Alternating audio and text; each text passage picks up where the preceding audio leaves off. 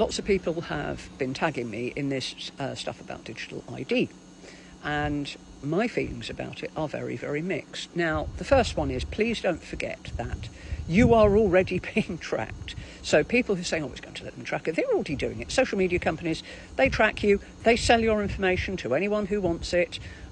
Your bank knows where you are, because if you make payments, if I suddenly pop up in Glasgow and try and buy a telly, they'll flag that pretty quick. You're already being tracked. If you've got a mobile phone, that's already happening. You already have a raft of ID that you are required to, you need a driving licence, passport, national insurance number in order to work. If you want a bank account, you've got to prove your name, address, all this stuff. So we already need this large shopping basket of different forms of identification. You need an ID to vote, and that was the one I really objected to. But here we are. We've needed that for a while. There wasn't any instance of government fraud. So from a practicality point of view, I don't think it's a bad idea. If you can collate all of this into one digital ID that is useful, I don't think that's a bad thing. It would make things easier. My objection to it is in the rollout. Number one, who's going to do it? And number two, how efficient is it going to be?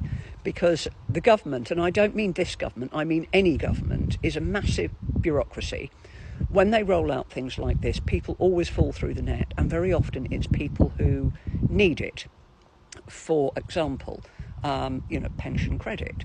When they withdrew the winter fuel payment from all pensioners and tried to get it back to pensioners who really needed it, which, great idea, it turned out an awful lot of pensioners who should have been claiming pension credit and therefore would still be entitled to it, weren't.